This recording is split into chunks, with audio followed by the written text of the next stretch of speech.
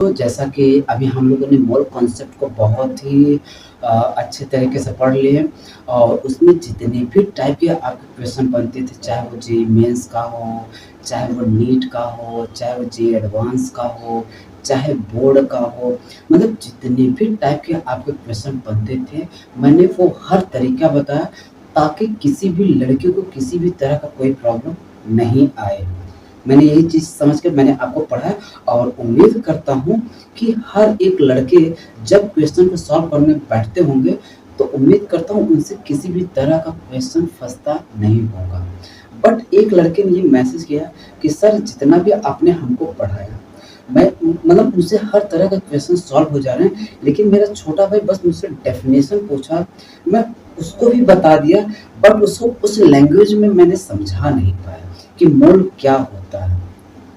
तो मुझे ये चीज़ समझ में आया कि एक लड़के के लिए हो सकता कइयों को ये समस्याएँ हों कि प्रॉब्लम हो कि मोल क्या होता है। अब डेफ़िनेशन तो हर कोई ऑब्वियस सी बात है रट सकता है, वो बता सकते हैं।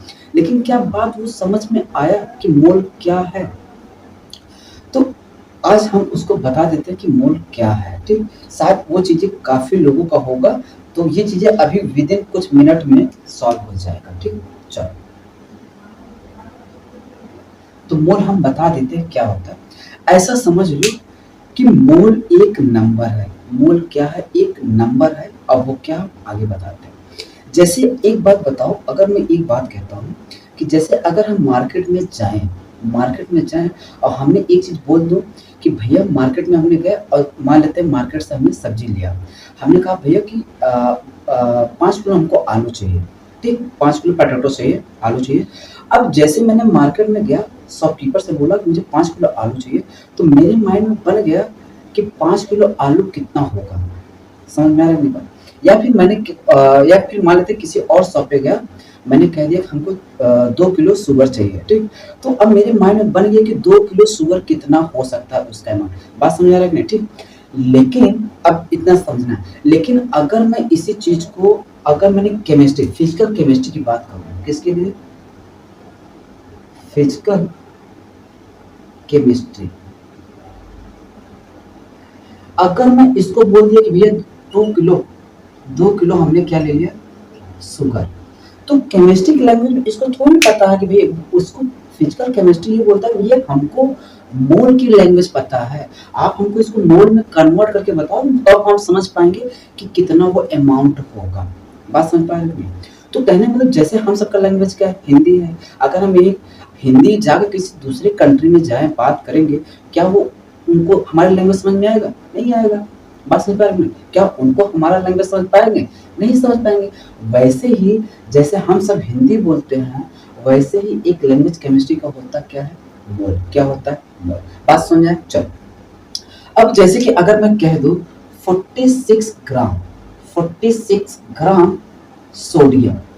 अब एक चीज़ बताओ, अगर मैंने बोल दिया कि 46 ग्राम सोडियम, तो अब तो हम तो समझ सकते हैं ना 46 ग्राम कितना होगा, लेकिन इनको थोड़ी पता है कि 46 ग्राम क्या होगा? नहीं पता, ठीक? तो ये कहते हैं भैया देखो आप चाहे जो भी लोग कितना ग्राम ले रहे हो हमसे उससे नहीं मतलब है, आप हमको मोल में कन्वर्ट करके दे दो हम समझ जाएँगे। तो कहने का मतलब एक हिसाब से इनका भी लैंग्वेज क्या है? मोल है। तो मोल को अगर मुझे इसको जो भी ग्राम है अगर इसको मोल में कन्वर्ट करना होता है, तो क्या करते हैं इसका जो भी सब्सटेंस लेके उसके मोलर मास से क्या कर देंगे? डिवाइड। सोडियम का मोलर मास कितना होता है? 23, तो हो जाएगा कितना? 2 मोल। कितना हो जाएगा? 2 मोल। अब अगर मैंने इनको कह दिया भैया अच्छा 2 मोल, तो ये समझ पाएँगे अच्छा 2 मोल, तो वो समझ जाएँगे कि हाँ अच्छा 2 मोल इतना ही अमाउंट होगा। बात समझ में आ गया?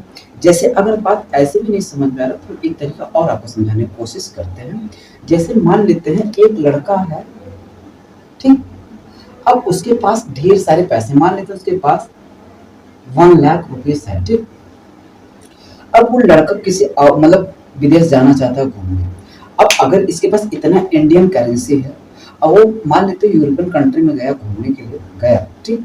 अब अगर वो यूरोप गया घूमने तो क्या वहाँ पर इंडियन करेंसी चल पाएगा? नहीं चल पाएगा। तो अब मुझे क्या करना अगर जिस भी कंट्री में जाना है तो पहले इस इंडियन करेंसी को किस में कन्वर्ट करना पड़ेगा? जो कि भाई अब जो पैरामीटर्स होगा, तो अब इसको किस में कन्वर्ट करना पड़ेगा पहले? डॉलर्स में। किस में? डॉलर्स में करना पड़ेगा। फिर जिस कंट्री में जाएंगे उस डॉलर्स को उस वहाँ की जो करेंसी को उसमें कन्वर्ट करेंगे। बात समझ पाए कि नहीं? तो कहने का मतलब अब मुझे यहाँ की करेंसी पता है कि 1000 कितना होगा, 10 लाख या 1 लाख कितना होगा, लेकिन उस कंट्री में हम अगर अपनी इंडियन करेंसी उनको देंगे, क्या उसकी वैल्यू वो बता पाएंगे कि हाँ ये इतनी है? नहीं बता पाएंगे, वो अपनी कंट्री की बता पाएंगे। जैसे हम सबका लैंग्वेज है वैसे ही उनका भी दूसरी कंट्री का भी लैंग्वेज है, तो ना ही हम उनकी लैंग्वेज को समझ पाएंगे और ना वो हमारी लैंग्वेज को समझ पाएंगे। तो क्या होता है, एक बीच में आते हैं क्या पैरामीटर्स आता है जो चेंज करने के लिए, सेम वैसे ही यहाँ पर था। इसको अगर यहाँ पर चेंज करना है मोल में तो हर एक का पैरामीटर होता है। तो फिजिकल केमिस्ट्री में ये होता है कि आप जो भी सब्सटेंस लोगे उसका मोलर मास ही उसका क्या बन जाएगा, पैरामीटर्स। क्या बन जाएगा, पैरामीटर्स। तो जो भी आप गिवन मास लोगे उसके मोलर मास से क्या कर दो, डिवाइड कर दोगे, तो क्या निकल कर आ जाएगा, उसका मतलब उसका खुद का अपना लैंग्वेज। जैसे अगर मैंने कहा 1 लाख रुपीस हमारे पास है, तो अगर इसको दूसरी कंट्री में जाएंगे तो इसको पहले क्या करना पड़ेगा, आपको डॉलर्स में चेंज करना पड़ेगा। और डॉलर्स में अगर चेंज करोगे तो क्या करना पड़ेगा, मल्टीप्लाई करोगे, डिवाइड करूंगा। अब जैसे हमारे यहाँ पर क्या है, अगर मान लेते हैं इस टाइम पे 95 के अराउंड क्या है, $1 95 रुपीज के बराबर है। 95 रुपीज $1 के बराबर है, तो हमारे पास कितना 1 लाख रुपीज है। अगर इसको डॉलर्स में चेंज करना रहेगा तो किससे डिवाइड करोगे, डॉलर से। अब $1 कितने 195 सॉरी 95 होता है, 95 से अगर इसको डिवाइड करेंगे तो डॉलर्स में मिल जाएगा। बस अब ये जो अभी इंडियन करेंसी था किसमें कन्वर्ट हो गया, डॉलर्स में। अब डॉलर्स तो हर कोई जान पाएगा ना, सेम वैसे यहाँ पर था। 46 ग्राम हम समझ पा रहे थे, ठीक, लेकिन ये नहीं समझ पाया। लेकिन अगर मैंने उसके मोलर मास से डिवाइड किया तो मोलर मास से डिवाइड कर दिया तो मोल पूरा हो गया।